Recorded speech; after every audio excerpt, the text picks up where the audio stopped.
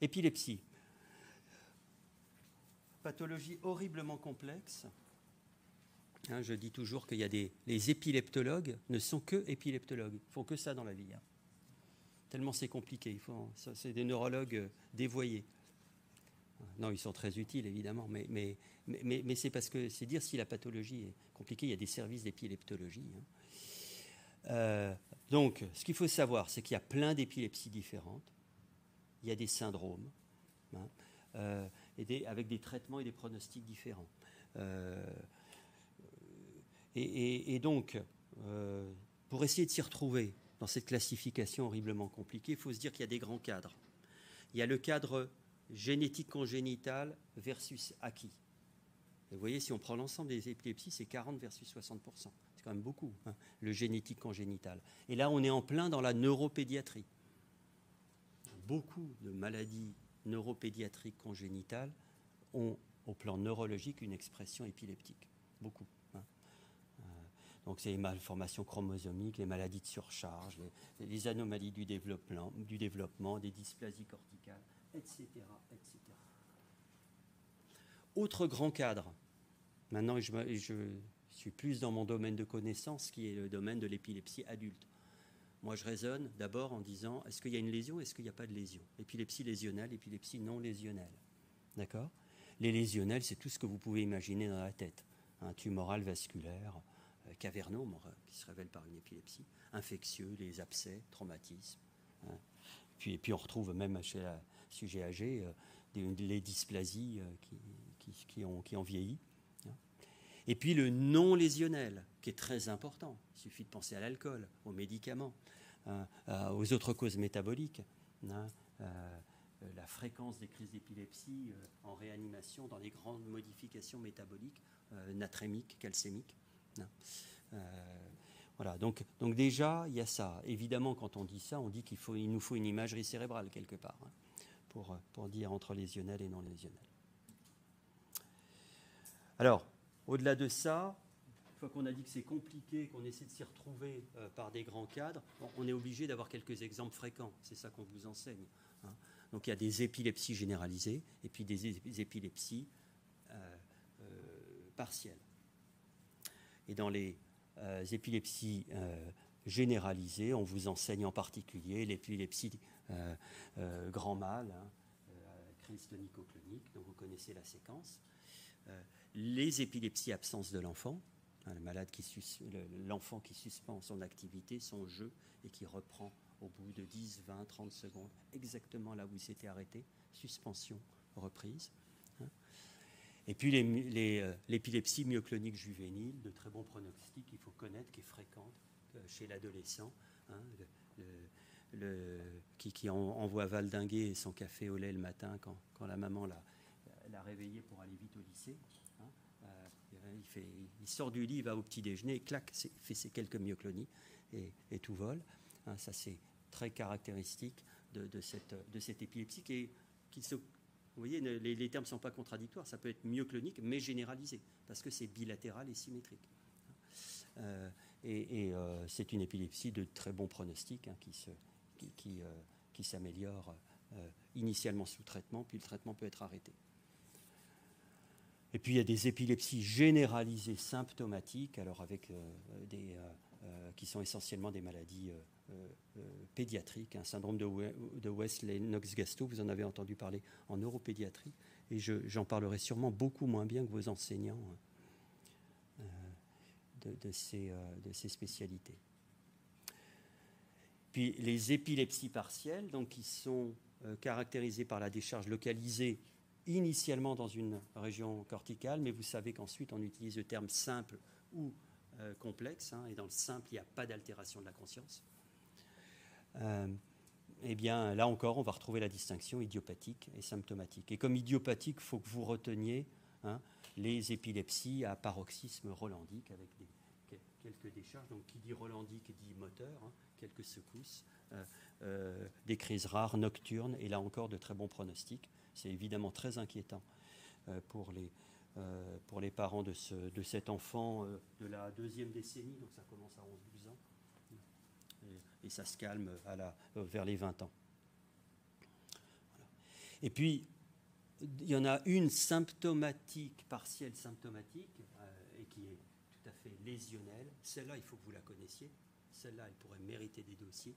C'est l'épilepsie temporale interne ou l'épilepsie mésiale, c'est-à-dire de la partie moyenne du lobe temporal, liée à une sclérose hippocampique.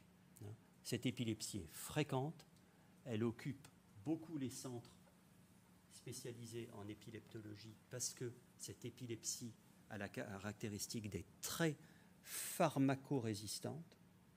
On essaye un antiépileptique, on en essaye deux, on essaye une association, rien ne marche. On n'en essaye pas des milliers d'associations. Quand ceci n'a pas marché, un premier traitement, un deuxième traitement, deux ensemble, ça ne marche pas, il y a cette lésion-là. Les malades doivent être pris en centre spécialisé, où on va discuter une chirurgie. Et aujourd'hui, la chirurgie précoce a transformé le pronostic de ces malades. Pourquoi précoce? Parce que si on laisse les crises s'accumuler, ces malades vont avoir une courbe neurodéveloppementale qui sera inférieure aux jeunes du même âge qui n'ont pas ces crises. Donc c'est désormais de plus en plus une chirurgie, sinon pédiatrique, maintenant du jeune adulte, ou de l'adolescent. Et ça deviendra peut-être un jour totalement pédiatrique, à force de les diagnostiquer tôt. Et donc je vous ai mis l'image caractéristique, deux éléments de sémiologie radiologique. Un, atrophie, hypotrophie hippocampique. Vous voyez qu'il y a plus de LCR là que de l'autre côté. Deux, modification du signal. La lésion est en légère hypersignal par rapport au cortex normal. D'accord? Alors pourquoi, comment arrive cette lésion qui est une lésion en fait séquelaire? Personne ne sait très bien. Est-ce que c'est une séquelle d'une souffrance néonatale pas bien diagnostiquée? En tout cas, c'est une zone de fragilité où cette lésion-là est fréquente. On connaît peu d'exemples de découvertes par hasard de ce type de lésion. Donc elle est très symptomatique pour la bonne et simple raison qu'on sait pour des tas de raisons phylogéniques que le lobe temporal est le lobe le plus épileptogène. Quand il se passe quelque chose dans le lobe temporal, ça crise facilement, beaucoup plus que dans le lobe frontal ou le lobe pariétal. Donc ces gens-là sont prédestinés à faire des crises d'épilepsie et ils en feront de plus en plus et c'est résistant aux médicaments. Donc vraiment la chirurgie est importante.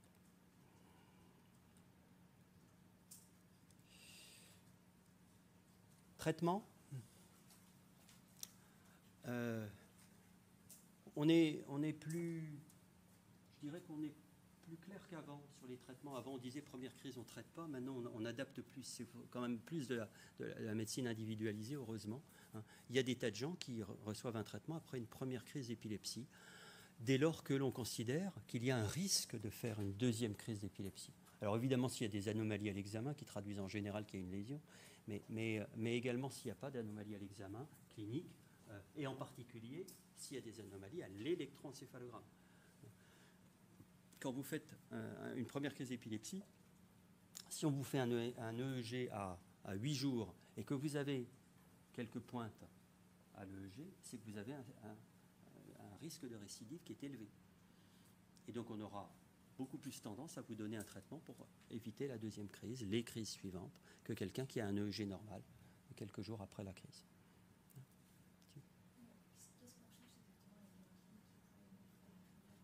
À l'examen clinique, des anomalies qui nous indiqueraient qu'il y a une lésion qu'on va chercher ensuite à l'imagerie. D'accord ? D'une manière générale, quelqu'un qui fait une première crise d'épilepsie, il aura le droit à son imagerie cérébrale, de toute façon. Et aujourd'hui, c'est l'IRM volontiers. Alors, le choix du médicament, puis ensuite il y a le paragraphe médicament, il va évidemment dépendre du type d'épilepsie, de terrain, on ne va pas entrer dans trop de détails. La mode, c'est d'être très méfiant vis-à-vis de la dépakine, vous le savez. C'est une mode réelle, normale, qui n'est pas apparue ces dernières années.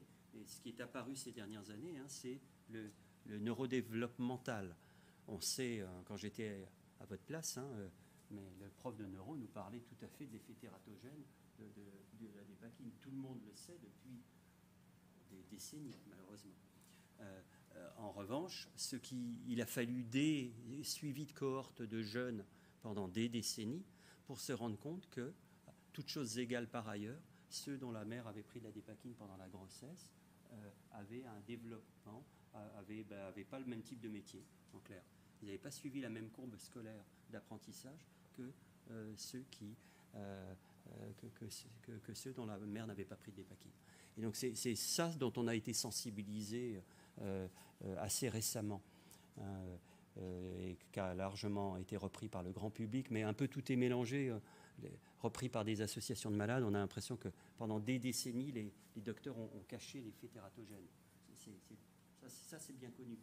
Le problème plus complexe était de démontrer le neurodéveloppemental, et ça, c'est effectivement récent. Alors, ceci étant dit, comment on s'y retrouve dans les médicaments, y a les grands médicaments des épilepsies généralisées, ça marche également pour le partiel. Donc il y a la dépakine qui est moins utilisée, mais qui peut encore l'être. Et aujourd'hui, les grands traitements dont vous entendez parler, c'est la lamotrigine, le Lamictal et le levetiracetam, le Keppra. C'est deux médicaments très, très utilisés. Et pour les épilepsies partielles, mais qui ne marchent pas pour les épilepsies généralisées, on a toute une gamme d'autres traitements dont le chef de file est la carbamazépine, le Tegretol. Mais derrière, il y en a eu plein qui sont ici. Voilà. Et donc, c'est là où il faut être sûr d'avoir bien analysé les choses au plan sémiologique, parce que beaucoup des traitements qui sont donnés pour les épilepsies purement partielles sont en fait néfastes pour les épilepsies généralisées. Et l'exemple type, c'est le Tegretol. Le Tegretol, si vous le donnez à quelqu'un qui a une épilepsie myoclonique juvénile, ça va aggraver les choses.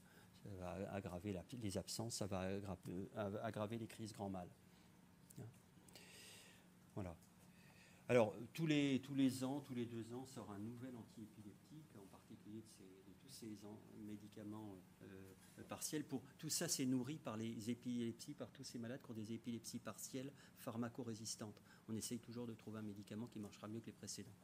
Globalement, si on fait une analyse pas du tout froide et pas du tout partisane, ces médicaments n'ajoutent pas un pourcentage d'efficacité par rapport au précédent. Ils peuvent marcher alors que le précédent ne marchait pas, mais inversement, ils ne marchent pas alors que le précédent marchait pour certains malades. Donc au global, l'efficacité, ça s'annule. Ce qui diffère, et ça c'est vrai, avec le temps, c'est la tolérance. Plus les médicaments qui sortent sont de mieux en mieux tolérés, avec de moins en moins d'effets secondaires. Et ça c'est pour ça aussi qu'on suit quand même. On est attentif à prendre vraiment les meilleurs pour les malades, parce que les malades, ils vont être traités toute leur vie. Alors qu'on a dit qu'ils avaient une épilepsie partielle, il faut qu'ils soient traités. Alors, comment on gère ? On introduit progressivement monothérapie, efficacité 70%, et puis si échec, on remet en cause, on se pose la question de l'observance. Dès lors qu'on se pose cette question, c'est l'indication d'un dosage médicamenteux. Et puis, vis-à-vis du médecin, c'est la réalité du diagnostic d'épilepsie, le type d'épilepsie. Et puis, voilà, s'il n'y a pas d'erreur, on fait une bithérapie. Si la bithérapie est inefficace, c'est le centre spécialisé. C'est ce que je vous disais tout à l'heure. On passe rarement à 3 médicaments ensemble. Et très vite, on se pose la question d'une chirurgie. Il n'y a pas que... On a parlé pour l'épilepsie temporale mésiale, mais il n'y a pas que ça. Il y a d'autres épilepsies partielles qui sont opérées. Dès lors qu'il y a une lésion ou non. Ce que va faire le centre expert, c'est qu'il va, avec des casques, avec de l'EEG, soit très précis extérieur, soit avec des aiguilles intérieures, ce qu'on appelle la SEEG, l'EEG stéréotaxique, va faire des enregistrements pour essayer de déterminer une zone épileptogène, parfois assez profonde dans le cortex, dans les cortex internes, interhémisphériques, vous voyez, dans des régions un peu difficiles d'atteinte. Et si on détermine parfaitement bien que toutes les crises viennent de cette région-là, alors, même s'il n'y a pas de lésion visible, on peut être amené à proposer une chirurgie d'ablation de cette lésion, dès lors que la région n'est pas fonctionnelle, etc. Donc tout ça, c'est évidemment du traitement très adapté à chaque cas et après une longue réflexion nourrie de l'EEG pour savoir ce qu'on peut faire. Je dois avoir, oui, j'ai encore 2 éléments. Donc la surveillance du traitement, c'est clinique, on essaye le zéro crise, hein, et il n'y a sûrement pas d'EEG et de dosage systématique. C'est vraiment d'abord la clinique. Épilepsie et grossesse, on en a un peu parlé. Il y a un risque tératogène faible mais présent. Parmi tous les antiépileptiques, celui qu'on préfère chez la femme enceinte, c'est le lamictal. Hein. Les risques des troubles neurodéveloppementaux aussi, en particulier la dépakine.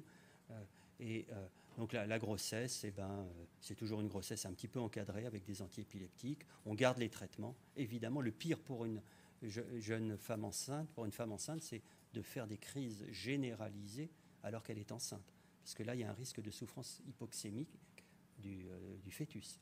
Donc, il n'est pas question d'arrêter les traitements. On essaye de trouver vraiment les traitements raisonnablement à dose minimale, bien répartie.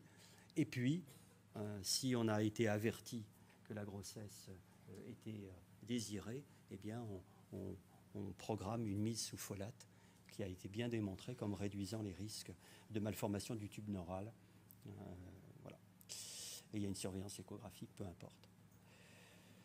On dit à tous les épileptiques qu'il faut avoir une hygiène de vie, il faut dormir suffisamment, faire attention à l'alcool et faire attention dans certaines épilepsies à la photosensibilité, hein, notamment les jeux vidéo, évidemment. Voilà. Et dans la vie professionnelle, faites attention, vous, docteurs, quels que vous soyez. Hein, les épileptiques sont très attentifs à ce qu'il n'y ait pas de rupture du secret médical, du secret médical, et vous n'avez en aucun cas le droit de le rompre. Je donne toujours le même exemple. Je me suis battu pendant longtemps avec un pilote d'Air France qui conduisait des gros porteurs qui étaient épileptiques. Il m'a fallu longtemps pour obtenir de lui qu'il ne soit plus dans les avions, à piloter 600 personnes. Et ça a été compliqué. Et évidemment, j'avais envie de décrocher mon téléphone pour dire à quelqu'un qu'il ne faut pas qu'il conduise. Hein. Mais tous les renseignements pris, on a été beaucoup de médecins à s'occuper de cette affaire. On a tous appelé notre conseil de l'ordre. La réponse a toujours été la même. Si vous dites quelque chose, vous êtes condamnable. Donc vous ne pouvez pas rompre le secret médical. Vous devez convaincre vos malades qu'il ne faut pas avoir certaines activités si vous êtes, s'il est dans une situation où il peut mettre lui-même et beaucoup de monde en danger dans la situation d'une crise. Alors, où est-ce que je suis là? Je suis en train d'avancer au lieu de reculer, voilà. Alors, qu'est-ce qui se passe pour... Oui?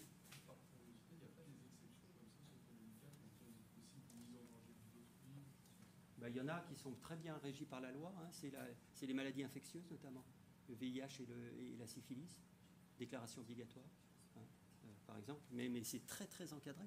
Hein. Ça nous choque à chaque fois, hein. Mais voilà, on est là face à une vraie difficulté. Hein. Si par exemple c'est un monsieur qui prend son fils en moto alors qu'il est épileptique, est-ce qu'on a le droit de faire un signalement pour un enfant en danger parce qu'il met quand même son enfant en danger? Le pilote d'Air France, il en met des enfants en danger. Hein. Mais on n'a pas d'obligation par rapport à ça. Non, il n'y a pas.